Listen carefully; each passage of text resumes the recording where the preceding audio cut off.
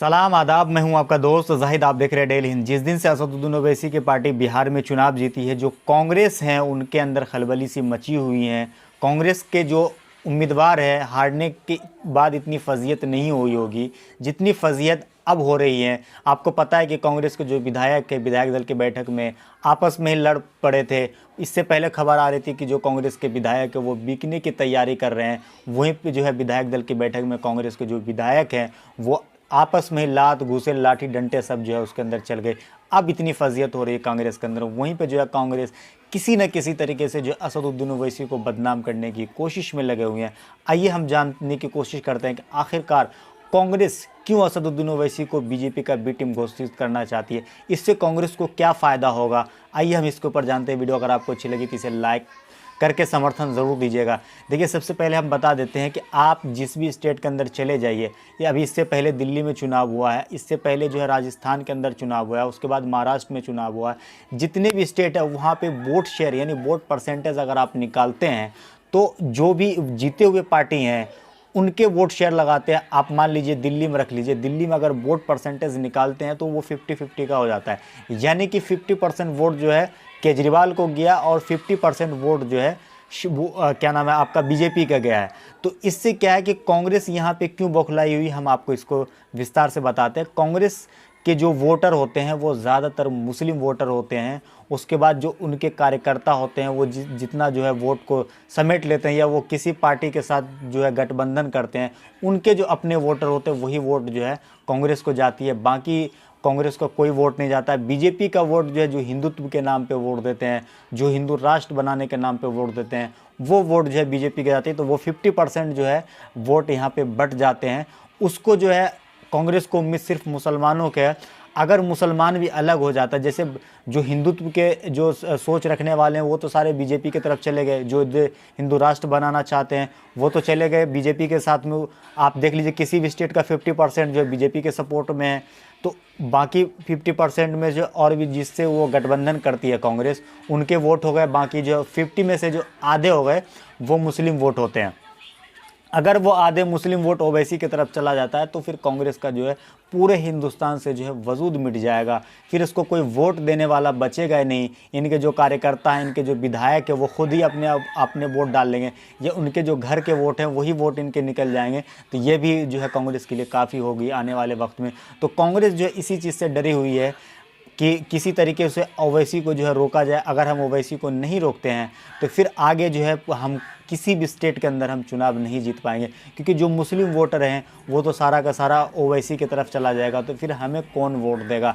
आप देख लीजिए बिहार में चुनाव हुआ है, बिहार में चुनाव होने के बाद जहाँ पे ओवैसी की पार्टी चुनाव लड़ी थी वहाँ पे मुसलमानों ने दिल खोल के ओवैसी को वोट दिया, कांग्रेस को वोट नहीं दिया। सीमांचल के अंदर देख लीजिए कि 5 सीट जो है असदुद्दीन ओवैसी की पार्टी जीती है। जाहिर सी बात है कि उसको मुस्लिम यादव दलित जो भी जाति के हैं, चाहे वो हिंदू मुसलमान, सभी ने उसको वोट दिया है। तब जा करके असदुद्दीन ओवैसी की पार्टी 5 सीट जीती है।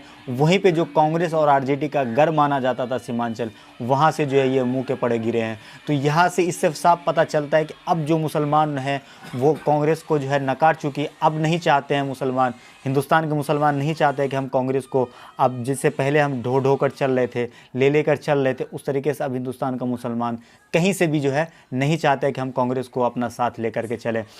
इसकी वजह बहुत सारे हैं। जब मुसलमानों को मारा जाता है तो ये कांग्रेस के लोग जो होते हैं वो साइड हो जाते हैं, फिर बाद में आते हैं इनके जली हुई बस्ती के अंदर हमदर्दी दिखाने के लिए। आप देख लीजिए गुजरात में मुसलमानों को मारा गया, उस वक्त केंद्र में किसकी सरकार थी? कांग्रेस की सरकार थी। उसके बाद मुजफ्फरनगर के अंदर दंगा हुआ, केंद्र में किसकी सरकार थी? कांग्रेस की सरकार थी। उसके बाद क्या नाम है राज्य में किसकी सरकार थी? उन्हीं पार्टी की सरकार थी जो सेकुलरिज्म के नाम पे मुसलमानों का वोट हासिल करती हैं। उन्हीं पार्टी, कोई भाजपा की सरकार नहीं थी, फिर भी मुजफ्फरनगर में मुसलमानों को मारा गया। उसके बाद फिर बाबरी मस्जिद का तो जो ताला खुलवाया गया था पहली बार, उस वक्त किसकी सरकार थी? कांग्रेस की सरकार थी। आपको बता दें भागलपुर में दंगा हुआ, बिहार की में हम बात कर लेते हैं। बिहार के भागलपुर में दंगा हुआ था, उस वक्त बिहार में किसकी सरकार थी? कांग्रेस की सरकार थी। आप चले जाइए आने वाले ये आपकी ये क्या नाम है आपका, थोड़े मेरे जहन से में निकल रहा है, मैं आपको बताऊंगा। हाशिमपुरा चले जाइए। हाशिमपुरा में जब जुम्मे की नमाज के बाद कई नमाजियों को मस्जिद के सामने से उठाया गया। उठाने के बाद उसको जो है हिंडन नदी के पास ले जाया गया एक जंगल में। वहाँ पे कई मुसलमानों को पुलिस द्वारा गोली मार के उसको हिंडन नदी में फेंक दिया गया था। उस वक्त किसकी सरकार थी? कांग्रेस की सरकार थी। तो इस तरीके जो है मुसलमान को कांग्रेस जो है किसी तरीके जो है मारते हैं, फिर आके इनके मोहल्ले में हमदर्दी दिखाते हैं। जब वोट का वक्त होता है तो मुसलमान मोहल्ले में आते हैं वोट देने के लिए, मांगने के लिए कि आप हमें वोट दीजिए, हमको जो है कांग्रेस को माफ़ कीजिएगा भाजपा को रोकना है। और फिर जाकर इनके ही विधायक जो हैं वो भाजपा में मिल जाते हैं। तो इस तरीके से जो है मुसलमान को ये आज़ादी से लेकर के अब तक जो है मुसलमान को किसी न किसी तरीके से जो है कांग्रेस पार्टी टारगेट करती आई है। तो अब के जो मुसलमान हैं वो ये नहीं चाहते हैं, अब के मुसलमान ये नहीं चाहते हैं कि हमको पहले के जैसा ही हमें वो दिन देखना पड़े जब गुजरात दंगा हुआ, जब भागलपुर में दंगा हुआ, जब आपका हाशिमपुरा में मस्जिद के नमाजियों को मारा गया, जब दिल्ली के अंदर दंगा हुआ तो केजरीवाल बिल्कुल भी बचाने के लिए मुसलमानों को नहीं आया।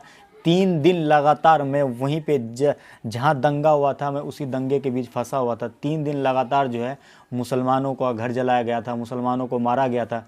तब केजरीवाल नज़र नहीं आता, तब ये कह रहा था कि दिल्ली पुलिस मेरे हाथ में नहीं है। वहीं पे जब ताहिर हुसैन के ऊपर बात आई, जब उमर खालिद के ऊपर बात आई, और जब क्या नाम है जमातियों का भी कोविड-19 के वजह से आपको पता है कि किस तरीके से जमातियों को टारगेट किया जा रहा था। मौलाना साद को जब फंसाने के बात आया तब जाकर के केजरीवाल ऑर्डर देता है कि इसको गिरफ़्तार किया जाए। जब दिल्ली में मुसलमानों को मारा जा रहा था तब केजरीवाल ये कह रहा था कि दिल्ली पुलिस मेरे अंडर में नहीं है। तो ये जो सेकुलरिज्म के नाम पे मुसलमानों का वोट हासिल करता है, जब कहीं पे दंगा फसाद होता है तो मुसलमान को पहले मरने के लिए छोड़ दिया जाता है, फिर बाद में उसके जले हुए बस्ती के अंदर जाके हमदर्दी दिखाता है। तब केजरीवाल कहाँ था जो कि सेकुलरिज्म के नाम पे वोट लिया? आपको पता है कि दिल्ली इलेक्शन में जैसे कि खबर आ रही थी कि ऑल इंडिया मजलिस-ए-इत्तेहादुल मुस्लिमीन जो है चुनाव लड़ने वाली है, लेकिन जब देखा कि वहाँ के मुसलमान हैं वो चाहते हैं कि केजरीवाल को जिताया जाए, भाजपा को रोका जाए, तो ऑल इंडिया मजलिस-ए-इत्तेहादुल मुस्लिमीन ने मना कर दिया कि हम दिल्ली में चुनाव नहीं लड़ेंगे। उनको पता था कि अगर हम दिल्ली में चुनाव लड़ते हैं तो हमारे कम्युनिटी के लोग हमको खुद कहेंगे कि ये भाजपा को जिताने के लिए आ गया है, ये बीजेपी का बी टीम है। इस तरीके से जो हमारे कौम के लोग जो हैं वो खुद हमें टारगेट करेंगे। तो असदुद्दीन ओवैसी ने जो है मना कर दिया, दिल्ली में इलेक्शन नहीं लड़ा। दिल्ली में केजरीवाल इलेक्शन लड़ा, भाजपा और केजरीवाल के बीच में लड़ाई हुई। उसके बाद यहाँ पे केजरीवाल जो है जो सेकुलरिज्म के नाम पे जो मुसलमानों से वोट ले लिया, वोट लेने के बाद उसको मुसलमानों को क्या मिला? दिल्ली दंगा।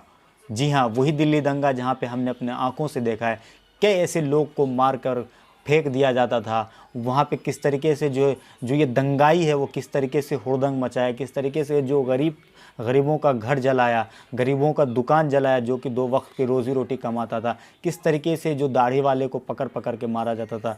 तब केजरीवाल जो है सोया हुआ था। वहीं पे जो कांग्रेस के लोग किसी का मुंह नहीं खुल रहा था। वहीं पे हम आपको एक चीज़ बता देते हैं कि कांग्रेस वाले जो है हमेशा से यही करते हैं, मुसलमान का वोट लेते हैं, जब दंगा फसाद होता है तो वो साइड हो जाते हैं, फिर जब नॉर्मल होता है, जब लोग मार काट करके थक जाते हैं तब कांग्रेस के लोग आते हैं हमदर्दी दिखाने के लिए। ऐसे कई एग्जाम्पल है, अगर मैं बताऊं तो वीडियो काफ़ी लंबी हो जाएगी।